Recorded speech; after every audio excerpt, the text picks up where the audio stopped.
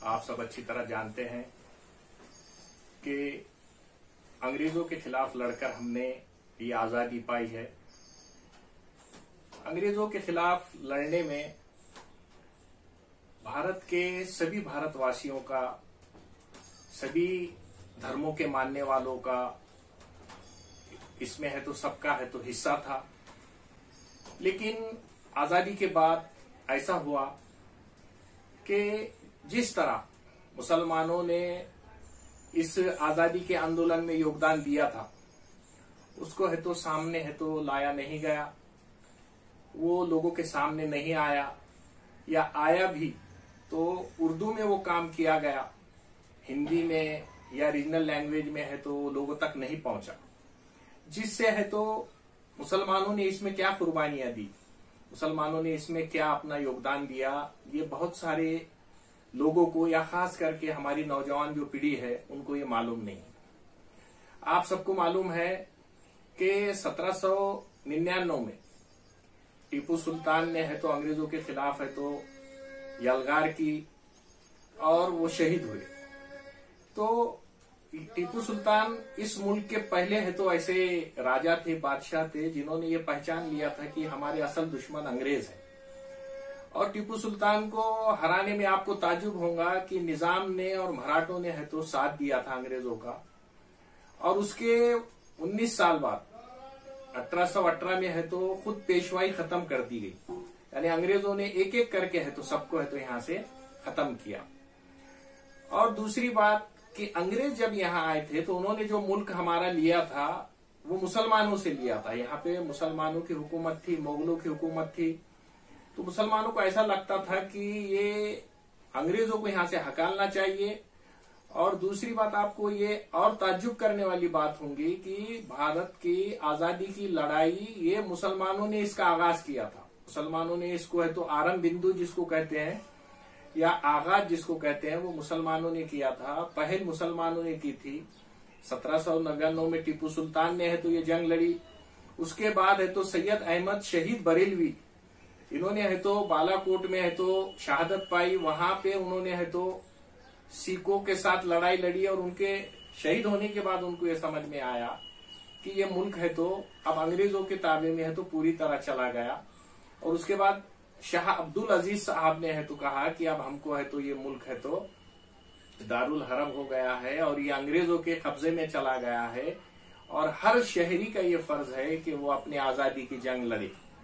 और उसके बाद हम देखते हैं कि 1857 में है तो ये जंग है तो फिर आगे है तो एक चिंगारी की शक्ल लेती है। और बहादुर शाह जफर जो आखिरी मुगल थे उनके है तो क़यादत में है तो ये जंग लड़ी गई।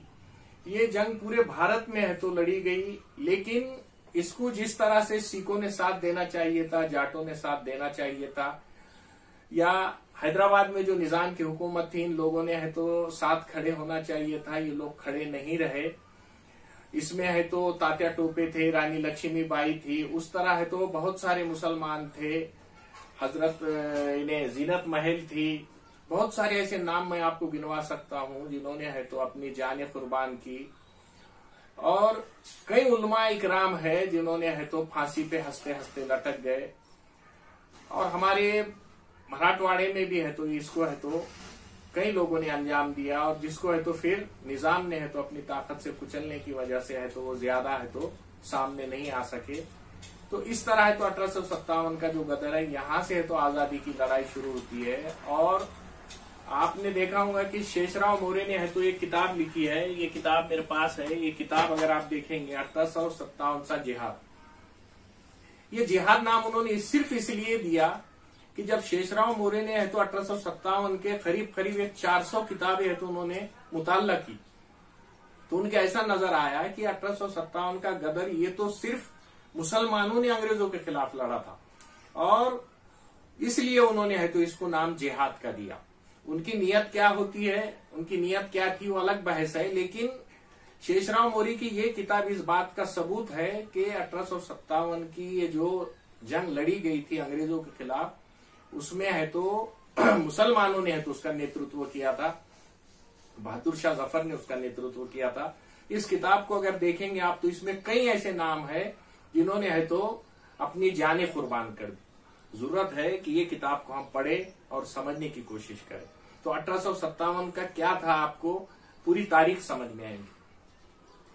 आपको मालूम है स्वतंत्र वीर सावरकर के बारे में बहुत सारी राय अलग अलग हो सकती है, लेकिन जब उन्होंने है तो स्वतंत्रता संग्राम की जो कहानी लिखी, जो किताब लिखी भारतीय स्वतंत्रता संग्राम पे, तो उसमें उन्होंने है तो पूरा राष्ट्रीय एकात्मता पैदा करने के लिए उस किताब को है तो आप पढ़ सकते हैं कि उसमें हिंदू और मुसलमानों को है तो पूरा है तो दोनों एक होकर इस 1857 की जंग में लड़े, ये उन्होंने है तो लोगों को बताया। उसके बाद है तो उनकी राय तब्दील हुई और वो एक अलग रास्ते से निकल पड़े। लेकिन अगर वो किताब आप पढ़ेंगे उनकी, तो उस किताब में उन्होंने पूरी तरह ये साबित किया है कि 1857 की लड़ाई में मुसलमानों का है तो बहुत बड़ा योगदान था। 1857 के बाद आप देखिए कि कई मुसलमान नाम है जो हमारे सामने आते हैं। आपको अबुल कलाम आजाद का नाम मालूम है, बदरुद्दीन तैयब जी का नाम मालूम है, कई ऐसे नाम है बड़े बड़े जिन्होंने है तो अपने मुल्क के लिए, मोहम्मद अली जौहर है, ये जो मोहम्मद अली दोनों भाई है और उनकी वालदा है, इन्होंने सबने है तो देश के लिए कई कुर्बानियां दी। खान अब्दुल गफ्फार खान खुदाई खिदमतगार जिन्होंने कायम की, और आज जो पाकिस्तान में है तो उनका एरिया गया और सरहद परान जिसको हम कहते हैं, सरहद गांधी भी उनको कहते हैं, उन्होंने गांधी जी के नेतृत्व को कबूल करते हुए है तो कई है तो सत्याग्रह में है तो हिस्सा लिया, जेल गए। मुसलमानों ने है तो हर वक्त यानी पाकिस्तान के आज के हिसाब से अगर आप देखें तो पाकिस्तान के 20 करोड़, बांग्लादेश के 25 करोड़ और भारत के 25 करोड़, ऐसे 70 करोड़ आबादी है तो उस वक्त, या उस वक्त अगर आप पकड़े जो भी हिसाब लगाएंगे आप, तो वो हिसाब से अगर देखें तो मुसलमानों ने है तो पूरे मुल्क में है तो अंग्रेजों के खिलाफ है तो जिहाद का नारा बुलंद किया। ये पूरा जो पस मंजर है इस आजादी का, इसको है तो कहीं ना कहीं है तो सामने है तो बिल्कुल नहीं लाया जाता। लेकिन आजकल हमारी जो नौजवान पीढ़ी है, जो पढ़ी लिखी है, समझदार हुई है, वो कई महाज पे काम कर रही है। उर्दू को किताबों में है तो मराठी में लाया जा रहा है। हमारे शोलापुर के हमारे सरफराज भाई है, हमारे अंबा जोगाई के कलीम अजीम साहब है, ये लोग है तो इस काम में लगे हुए हैं कि इसको है तो उर्दू से है तो या इंग्लिश से है तो मराठी में है तो लाया जाए, ताकि हमारे महाराष्ट्र के लोगों को है तो आजादी का इतिहास समझ में आए कि मुसलमानों ने यहाँ पे क्या कुर्बानियां दी थी। बहुत सारी किताबें मराठी में भी लिखी गई हुई है, जैसा कि एक किताब यहाँ पे मैं अभी आपको बताता हूँ। देखिए, ये स्वातंत्र्य आंदोलनातील मुसलमान, ये यदि फड़के, डॉक्टर यदि फड़के है शोलापुर के, इन्होंने है तो ये एक किताब लिखी हुई है। छोटा सा किताबचा है, ये ज्यादा नहीं है, 116 पेज का है, लेकिन इसमें उन्होंने है तो पूरी तरह खोल के है तो बताने की कोशिश की कि मुसलमानों ने है तो हर तरीके से है तो आजादी के जंग में हिस्सा लिया, मुल्क को आजाद करने के लिए अपनी जान माल आबरू लगाई, महात्मा गांधी के साथ खड़े हो गए, असहकार आंदोलन हो, खिलाफत चढ़वड़ हो, गांधी जी के जितने भी सत्याग्रह है, हर एक में आपको है तो मुसलमान नजर आएगा। लेकिन हमारी नौजवान पीढ़ी इससे पूरी तरह नावाकिफ है। पढ़ने का चलन बहुत ज्यादा कम हो गया है। जरूरत है कि हम किताबें खंगाले, किताबों को खोल के पढ़े। जब आप किताबें पढ़ेंगे, आजादी की किताबें पढ़ेंगे, कई किताबें लिखी गई हुई है। उर्दू में तो बहुत ज्यादा है तो मवाद आपको मिलेगा, इंग्लिश में बहुत ज्यादा आपको मवाद मिलेगा, लेकिन हमारी मराठी में है तो अभी काम जारी है। इंशाअल्लाह बहुत जल्द है तो मराठी में भी आपको बहुत सारी है तो किताबें है तो आजादी में मुसलमानों का क्या योगदान है, इस पे है तो आप पढ़ सकेंगे। तो ये सारा इतिहास आज मैं 75वीं यौम आजादी के मौके पर है तो ये आपके सामने इसलिए बात कर रहा हूं ताकि हम कम से कम है तो ये समझने की कोशिश करें कि जैसा आप मुल्क के हालात देख रहे हैं कि जिस तरह के लोग आज मुल्क पे है तो काबिज है, वो नहीं चाहते कि मुसलमानों का सत्य इतिहास, सच इतिहास जो है, हकीकी तारीख जो है वो है तो सामने आए। तो ऐसे वक्त में अशद जरूरी हो जाता है कि हमारे कुछ लोग सामने निकल के आए और सही तारीख, सत्य इतिहास लोगों के सामने रखे।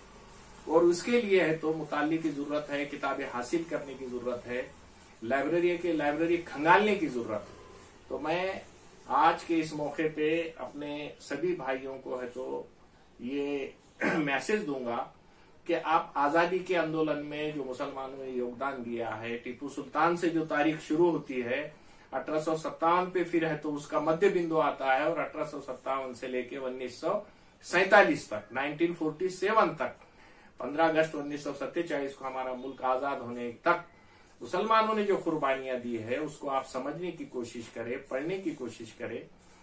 पाकिस्तान के बनने के बाद बहुत सारों की ऐसी गलतफहमी हो गई है कि मुसलमानों का है तो जो भी योगदान था वो पाकिस्तान के लिए था। मैं एक बात वो भी क्लियर कर दूं आपको कि पाकिस्तान ये है तो बैरिस्टर जिन्ना और उनकी मुस्लिम लीग इनकी डिमांड थी। हमारे जो भारत में रहने वाले आज जो भारत में रहते हैं, इन मुसलमानों ने कभी भी नहीं चाहा था कि पाकिस्तान वजूद में आए, बल्कि पाकिस्तान एक हमारे लिए ऐसा दर्द देने वाला टॉपिक बन चुका है कि जब भी पाकिस्तान का नाम आता है या जिक्र आता है तो हमको एक कोफ्त सा महसूस होता है। तो ये भी आप समझने की कोशिश करें कि पाकिस्तान की डिमांड भारतीय मुसलमानों की नहीं थी, वो है तो जिन्होंने पाकिस्तान लिया या जिनको चाहिए था उनकी डिमांड थी। तो भारतीय मुसलमानों का इससे कोई है तो लेना देना नहीं था। लेकिन कुछ ऐसे असामाजिक तत्व है जो है तो मुसलमानों को है तो इसका जिम्मेदार ठहराते हैं, खासतौर पे भारतीय मुसलमानों को, जबकि हमारी जो नई पीढ़ी है उसको तो इससे कोई लेना देना नहीं है कि पाकिस्तान का वजूद कैसे बना, किसने बनाया, उसके पीछे क्या क्या है तो कारस्तान षड्यंत्र है तो उसके पीछे रचे गए और अंग्रेजों की उसके पीछे क्या मंशा थी, ये सब समझने के लिए आपको है तो किताबें पढ़ना पड़ेंगी। मौलाना आजाद की इंडिया विंस फ्रीडम आप पढ़िए, उसमें आपके समझ में आएगा कि मौलाना जो थे वो खुद है तो स्वतंत्रता संग्राम के अग्रणी है तो सैनिक नहीं थे बल्कि सरदार थे। और आपने है तो इसमें बेबाक तरीके से है तो खुली तौर पे पाकिस्तान और भारत का जो पार्टीशन हुआ उसके लिए जिम्मेदार किसको ठहराया। मैं यहाँ पे आपको पूरी बातें नहीं बताऊंगा, आप वो पढ़िए तो आपके समझ में आएगा कि मुल्क को तोड़ने वाले कौन थे, मुल्क का है तो फायनी करने वाले, डिवाइड करने वाले कौन थे, ये सब आपके समझ में आएगा। ये सब बातें जानना आपके लिए जरूरी है क्योंकि आज है तो मुसलमानों पे है तो बहुत है तो अलग अलग तरीके से है तो इल्जाम लगाए जाते हैं। तो हमारी ये जिम्मेदारी है कि मुसलमानों का इस तारीख में आजादी के लिए, भारत की आजादी के लिए क्या योगदान था, क्या कुर्बानियां थी, क्या क्या उन्होंने है तो अपने है तो घर बार है तो इस आजादी के लिए लगा दिए, फांसी पे है तो लटक गए। हमारे उलमाए दीन, कई हमारे उलमाए दीन है तो फांसी पे लटक गए, जेल में गए, कई है तो उम्र कैद की सजा है तो काट के आए। इन सारी लोगों की तारीख है तो इंशाअल्लाह हम यहीं पे है तो धीरे धीरे भी आपके सामने लाएंगे, डिटेल में भी आपके सामने लाएंगे। मैं चाह रहा था कि अभी आपके सामने एक आपको है तो इंस्पायर किया जाए कि आप है तो भारत की आजादी की तारीख को समझने की कोशिश करें, पढ़ने की कोशिश करें, किताबें हासिल करें, किताबों के नाम मालूम करें। हम इंशाअल्लाह इसमें आपको जितना हो सकता आपकी मदद करेंगे, आपको ताउन करेंगे ताकि है तो आपके लिए ये आसानी हो। क्योंकि हम आज है, हम कल नहीं रहेंगे, लेकिन आने वाली पीढ़ियों को है तो ये मालूम होना चाहिए कि इस मुल्क के लिए, हमारे प्रिय भारत के लिए हम मुसलमानों ने भी है तो अपना खून बहाया है, अपनी जान माल इज्जत आबरू हमने लुटाई है। सिर्फ ऐसा नहीं है कि मुसलमान मर्दों ने है तो इसमें है तो हिस्सा लिया, बल्कि हमारे कई मुस्लिम खवातीन ने भी है तो इसमें बढ़ चढ़ के हिस्सा लिया है। उसमें भी है तो काम करने की जरूरत है। कई ऐसे नाम है जो हमको हमारी जुबान पे रहते हैं, लेकिन कई ऐसे नाम है जो गुमनामी में जा चुके हैं। तो जरूरत इस बात की है कि मराठी में और दूसरे रीजनल लैंग्वेज में है तो ये पूरा इतिहास और हमारे जो मुसलमान मर्द और ख्वातीन है उनकी पूरी तारीख, उनका पूरा इतिहास है तो लोगों के सामने खुलकर लोगों के सामने है तो आए और सच्चाई लोगों को मालूम हो कि मुसलमानों ने भी है तो इस मुल्क को है तो बनाने में और आजाद कराने में अपने खून को है तो बहुत बहाया है। ये बात आपकी अगर समझ में आए तो मैं समझता हूं कि मेरी बात करना आपके लिए है तो फायदामंद रहेगा। उम्मीद करता हूं कि मैं जो बातें आपके सामने मुख्तसर सी रखी है वो आपके समझ में आई होंगी और आप है तो इसमें पहल करेंगे, किताबें है तो हासिल करेंगे, मुल्क की आजादी के लिए जो हम लोगों ने योगदान दिया है उसको समझने की कोशिश करेंगे। यौम आजादी के मौके पर है तो ये जो आज मुझे मौका दिया गया बोलने का, मैंने मुख्तसर से आपके सामने बात रखी। मैं डेक्कन क्वेस्ट का है तो तहे दिल से शुक्रिया अदा करता हूँ कि वो है तो सच्चाई को सामने लाने के लिए कोशा है, चाहे तारीख हो, चाहे आर्ट हो, चाहे मजहब हो, चाहे हमारे सोशल प्रॉब्लम हो, हर एक को है तो वो मंजर पे सामने लाने की कोशिश करते हैं।